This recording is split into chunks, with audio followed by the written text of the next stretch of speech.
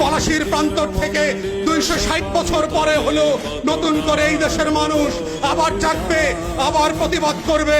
যদি মনে করে থাকেন পুলিশের গাড়ি দিয়ে, ভেহিকেল দিয়ে, কানন দিয়ে, র্যাবের গুম খুনের ইতিহাস জমা করে, পিডিআর দিয়ে, সেনাবাহিনী দিয়ে বাংলাদেশের 20 কোটি মানুষের স্বাধীনতার সম্ভাবনা আকাঙ্ক্ষাকে হত্যা করবেন, বোকার স্বর্গে বাস করছেন। বাংলাদেশের মানুষকে চেনেন নাই। তারা নতুন করে যখন জাগবে, আওয়ামী লীগের কাফন কেনার টাকা পাওয়া যাবে না, কবর দেওয়ার মাটি পাওয়া যাবে না। সেই দিন আসতেছে, সেই দিনের প্রস্তুতি নেন। ফেরাউনদের লাশ কোন নদী থেকে ডুবুরিকে দিয়ে উঠানো হয় নাই। এই ফেরাউনদের লাশও বাংলাদেশের মানুষ ডুবুরি দিয়ে উঠাবে না, কোন হুজুর জানাজা পড়বে না, কোন কবর এই লাশ নেবে না। সেই দিনের অপেক্ষায় বাংলাদেশের 20 কোটি মানুষ।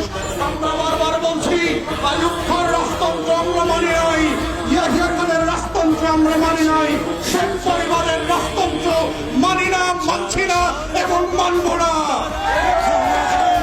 ছেলে মেয়েরা যখন ভোটার বিরুদ্ধে পাবলিক বিশ্ববিদ্যালয়গুলোতে আন্দোলন করছে, তখন আজকে মাত্র আমরা দেখলাম বরিশালে, কুমিল্লাতে, চট্টগ্রামে, ইভেন শাহবাগে আজকে পুলিশের সাজোয়া গান দিয়ে আমার দেশের তরুণ তরুণী শিক্ষার্থীদের উপরে গুলিবর্ষণ করা হচ্ছে, লাঠিচার্জ করা হচ্ছে। এটা পাঞ্জাবের আমল না, পাকিস্তানিদের হাতে আমরা বন্দীরা। এটা 190 বছরের জমিদারি শাসন না। যদি কেউ মনে করে থাকে বাংলাদেশে এখনো জমিদারের শাসন চলছে, ব্রিটিশ বেনিয়ারা বাংলাদেশ দখল করে রেখেছে, আমরা প্রত্যাখ্যান করছি এবং বলে রাখছি, বাংলাদেশে গণতন্ত্রের যে লড়াই হয়েছে, সেই রক্ত দিয়ে মুক্তিযোদ্ধারা বাংলাদেশ স্বাধীন করেছে, সেই বাংলাদেশ আমরা ফেরত আনবই আনবো।